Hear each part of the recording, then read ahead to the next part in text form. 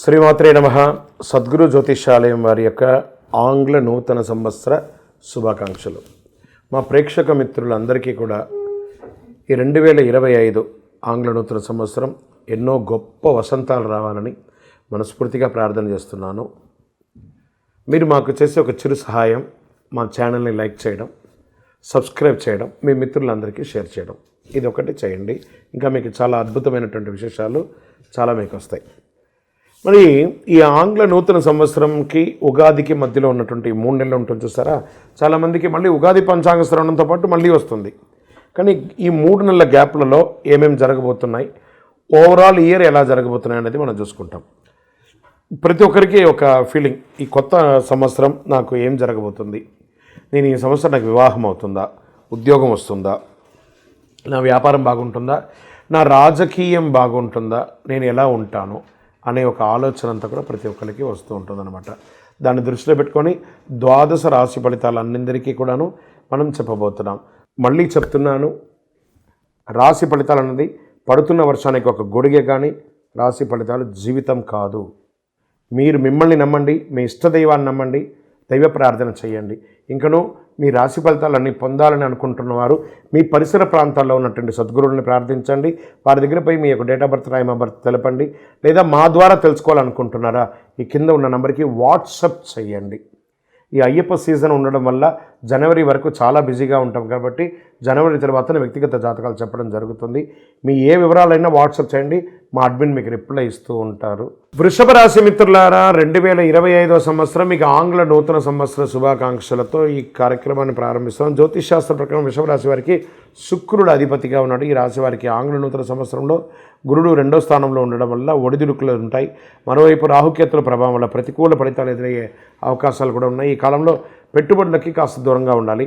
అయితే గురు భగవానుడు మే నెల నుంచి లగ్నస్థానంలోకి మారడంతో విద్యారంగంలో ప్రయోజనాలు బాగా కలుగుతాయి విద్యార్థులకి. మరోవైపు శని మార్పు వరకు కర్మస్థానంలో ఉంటాడు. ఈ సమయంలో మీకు కష్టానికి తగిన ఫలితాలు కూడా వస్తాయి. గురువు అనుగ్రహంతో మంచి లాభాలు పొందే అవకాశాలు బాగా ఉన్నాయి. కొత్త ఏడాదిలో వృషభ రాశి వారికి ఉద్యోగ, విద్య, ఆర్థిక పరంగా అన్ని రకాల ప్రయోజనాలు ఉంటాయి. ప్రతికూల ఫలితాలు కూడా అదేవిధంగా ఉంటాయి.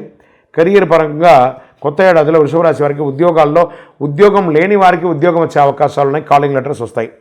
ఈ రాశి వారు శనిదేవుని 10వ స్థానంలో సంచారం చేయడం వల్ల కొన్ని ఇబ్బందులు ఎదురవడంతో పాటు మీనంలోకి ప్రవేశించడం వల్ల అనేక ప్రయోజనాలు పొందుతారు. నిరుద్యోగులకి మంచి మంచి ఆఫర్లు, విదేశాల్లో ఉద్యోగం కూడా వచ్చే అవకాశాలు ఉన్నాయి.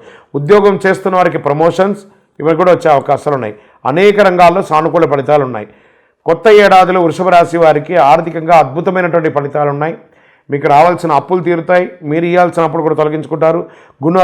గురువు యొక్క అనుగ్రహంతో ఆర్థికపరమైన విషయాల్లో కష్టాలన్నీ తొలగిపోతాయి. గురుడు మిథునంలో ప్రవేశించిన తర్వాత మీకు ఆకస్మిక లాభాలు, లాటరీ లేదా షేర్ మార్కెట్ లేదా రియల్ ఎస్టేట్ రంగం వారికి కలిసి వస్తుంది. బుధుడి ప్రభావంతో డబ్బులు మిగిలిపెట్టుకునే అవకాశాలు ఉన్నాయి. వివాహం కాని వారికి వివాహం అయ్యే అవకాశాలు ఉన్నాయి. మే నెల ఈ రాశి వారికి కేతు 5వ స్థానంలో ఉంటాడు. ఈ కాలంలో కాస్త ప్రతికూలత వచ్చే అవకాశాలు ఉన్నాయి. కొన్ని అపార్థాలు, భార్యాభర్తల మధ్య సఖ్యత లోపం ఉంటుంది.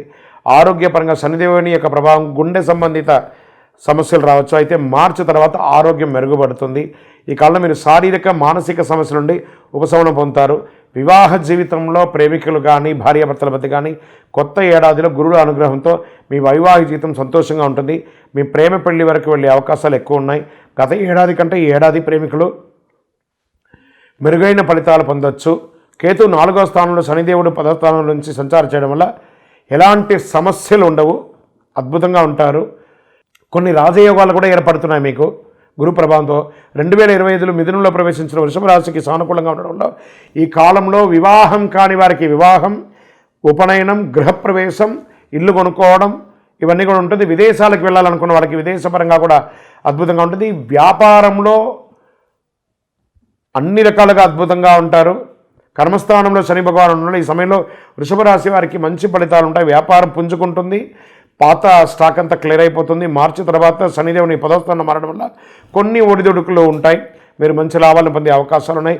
విద్యార్థులు చాలా కష్టపడాలండి. ఈ వృషభ రాశి వారికి విద్యార్థులు మంచి అవకాశాలు వస్తున్నాయి. మీరు కోరుకున్న యూనివర్సిటీలో చదువుకునే అవకాశాలు ఉన్నాయి. కుటుంబ సభ్యులతో పాటు విహారయాత్ర వెళ్ళడం లేదా ఆధ్యాత్మిక టూర్ వెళ్ళడం లాంటిది జరుగుతుంది. ఐటీ రంగం వారికి అద్భుతంగా ఉంటుందని సార్. డాక్టర్స్ లేదా ఈ సర్వీస్ సెక్టర్లో ఉన్న వాళ్ళు, ప్రభుత్వ రంగంలో ఉన్న వాళ్ళకి అందరికీ కూడా చాలా మంచి ఫలితాలు వస్తుందని కూడా చెప్పచ్చు. ఇంకనూ మీకు అన్ని రకాల అద్భుతాలు జరగడానికి, అన్ని రకాల మేలు జరగడానికి కరుంగాలి అద్భుతమైన అతి శక్తివంతమైన కరుంగాలి మాలను ధరించండి. అన్ని రకాలుగా అనుగ్రహం పొందండి. యాత్ర సమయం ఆసన్నమైంది. మకర సంక్రాంతి సమయం ఆసన్నమైంది. అయ్యప్ప భక్తులందరూ కూడా ఎదురు చూస్తున్నారు, ఎప్పుడురా స్వామివారి యొక్క దివ్య దర్శనం చేయాలని. ఎలా వెళ్ళాలి?